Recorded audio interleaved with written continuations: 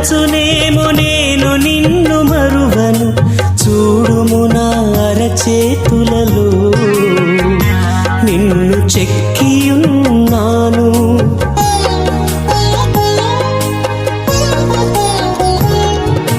తల్లి అయిన మరచునేమో నేను నిన్ను మరువను, చూడుము నా అరచేతులలో నిన్ను చెక్కియున్నాను.